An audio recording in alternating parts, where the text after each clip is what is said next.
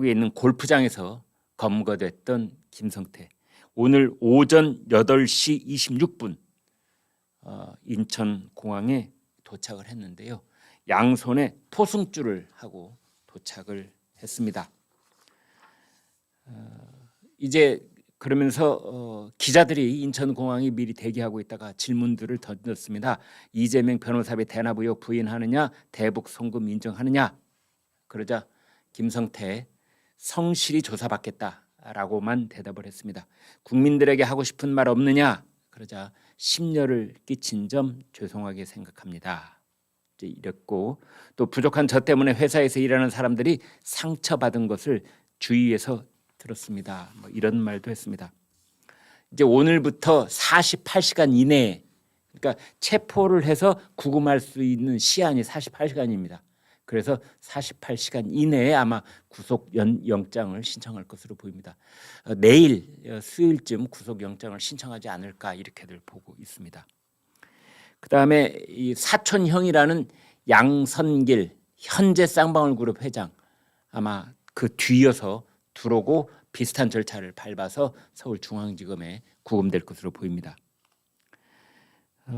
지금 이 김성태한테 적용되고 있는 범죄 사실 혐의점은 먼저 이화영 경기도 평화부지사, 안부수 아태협 회장 등과 도움을 받거나 함께 공모를 해서 이제 북한의 광물 개발 등 6가지 분야의 사업권을 따내는 조건으로 전부 다 620만 달러, 죄송합니다. 640만 달러, 우리 돈으로 약 72억 원을 북한에 건넸다.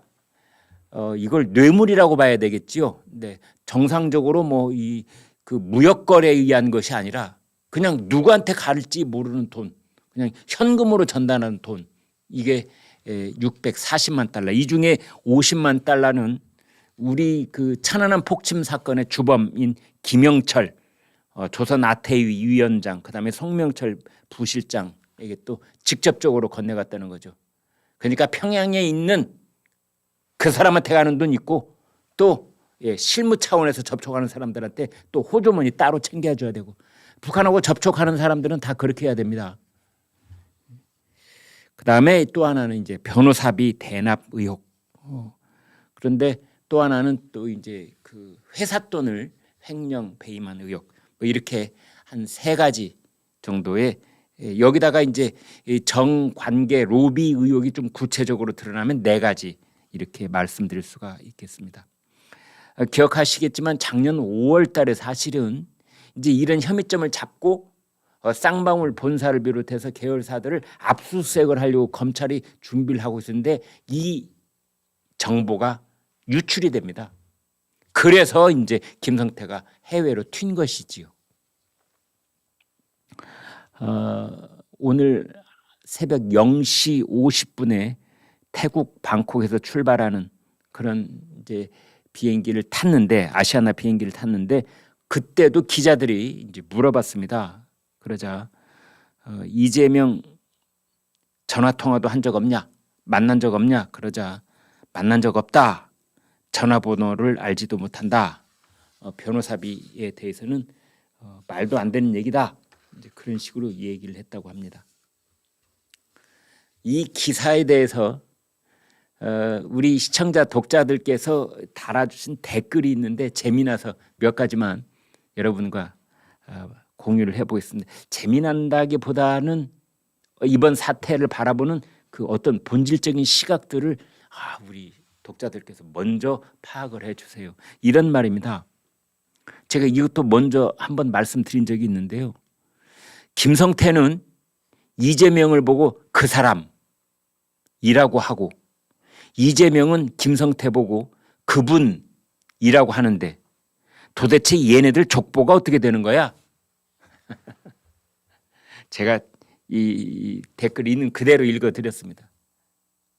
그러니까 어떻게 보면은 그 이재명이 어떤 의미에서는 위, 김성태가 그 밑이라고 이제 우리는 생각을 하고 있는데, 김성태는 이재명 보고 그 사람, 그리고 이재명은 김성태한테 그분, 이렇게 깍듯하단 말입니다. 그렇다면 이 사람들 관계는 누가 갑이고 누가 을인가? 돈이 어디서 어디로 흘러갔을까? 돈을 준 쪽이 갑이고 돈을 받은 쪽이 을. 돈을 준 쪽은 돈 받은 쪽을 향해서 그 사람이라고 하고 돈 받은 쪽은 돈 준 쪽을 향해서 그분이라고 한 것은 아닌지 이제 그런 점을 이 독자께서는 꼬집어 주셨습니다. 또 한 분은 이렇게 말씀을 하셨어요. 이재명이하고 김성태는 어디까지 입을 맞췄을까 궁금합니다. 그냥 무작정 들어오지는 않았을 것이다. 이겁니다. 골프장에서 체포된 직후 혹은 그 직전에 본인이 직접 하든지 제3자 대리인을 통하든지 민주당 혹은 이재명 대표하고 뭔가 오고 가는 이야기가 분명히 있었을 것이다. 그래서 들어온다고 하지 않았을까? 뭐 이제 이런 얘기를 하는 겁니다. 근데 결정적인 거는 이런 지적입니다. 이런 지적입니다. 이재명과 연관이 없고 떳떳하다면 왜 도망갔느냐? 왜 싱가포르로 도망가고 왜 필리핀을 전전하고 왜 태국에 숨어 있었느냐 이겁니다. 떳떳하다면. 경찰이다라고 소리쳤을 때 도망가는 사람이 범인인 겁니다. 도망가는 사람이 범인. 이 대목에서 여러분 이제 이렇게 생각을 하시면 됩니다. 이재명도 모른다고 그러고 김성태도 모른다고 그러고 이재명은 속 내이 사 입은 것밖에는 없다. 내가 쌍방울과의 인연이라고 한다면 속내이 한 벌 사 입은 것밖에는 없다 라고 얘기를 하고 김성태는 만난 적 없다. 전화번호 모른다. 이렇게 얘기를 했거든요. 자, 이걸 어떻게 받아들여야 됩니까? 여러분은 어떻게 보십니까? 어쩌면 이 사람들의 말에 부분적으로 팩트가 있을 거라고 저는 생각을 합니다. 이재명과 김성태, 김성태와 이재명은 실제로 이렇게 얼굴을 마주하고 음식점이 됐든 성남시장실이 됐든 뭐 쌍방울 본사가 됐든 그 어느 장소에든 서로 얼굴을 맞대고 만난 적이 없을지도 모르겠습니다. 그럴 개연성은 있다고 저는 봅니다. 그렇지만 이재명 입장에서는 경기도의 그 이화영이 경기 평화부지사, 그다음에 안부수 아태엽 위원장하고 같이 대북 사업을 할 때 거기에 뭐 두 번인가 대회를 크게 열었잖아요. 대회를 열면 당연히 그 예산이 수억 원이 들어간다는 것을 이재명은 알고 있는 겁니다. 이재명 경기지사는. 그러면 물어보지 않았을까요? 이 돈 어디서 왔어? 그러면 정진상이 보고 안 해요? 쌍방울의 김성태 회장이 협찬을 한 겁니다. 그래? 도대체 무슨 이유지? 이런 얘기 없었을까요? 이재명이 자기 변호사 그 초호화 군단의 변호사를 데리고 이 대법원까지 재판이 진행이 됐는데 그 변호사비가 어디서 왔는지 이재명이 모르고 있었을까요? 친구들이 그냥 재능 기부로 도와줬다고? 말도 안 되는 소리인 겁니다. 그러면서 그 돈이 어디서 왔는지 이재명이 모르고 있을까요? 자기가 나중에 대통령이 되면 다 갚아야 될 빚이었던 겁니다. 그게. 정치인들이 금전적으로 도움을 받는 것은 자기가 목접하는 바 그 어떤 자리가 됐든 당선이 되고 나면 다 갚아야 될 빚인 겁니다. 그런 것은. 이재명이 만약 지금 대통령이라면 쌍방울에도 그 빚을 갚아야 되고 무슨 변호사들한테도 그 빚을 갚아야 되고 다 그렇게 되는 겁니다.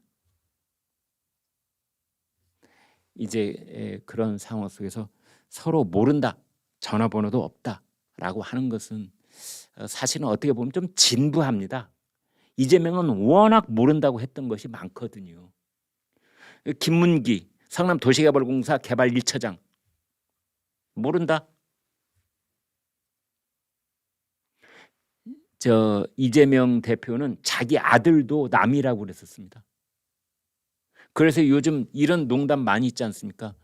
이재명은 나중에는 민주당도 모른다고 할 것이다. 지금 그 친명계, 이재명계 근데 이재명하고 가장 가까운 국회의원 중에 정성호가 있습니다. 근데 정성호 의원이 그런 말을 하거든요. 이재명과 민주당은 분리해야 된다. 이재명의 사법 리스크로 이 민주당이 함께 휩쓸려 가면 안 된다는 뉘앙스로 이 얘기를 하고 있는 겁니다. 그래서 요즘 사람들이 뭐라고 하는 줄 아십니까? 이재명이 언젠가는 이런 말을 할지도 모르겠다. 정성호 나는 잘 모릅니다. 국회에서 오다 가다 뭐 그 얼굴 마주치면 고개 까딱하는 사이지 나 정성호 그 사람 잘 몰라요. 그런 날이 오지 않을까라는 얘기까지 하는 겁니다.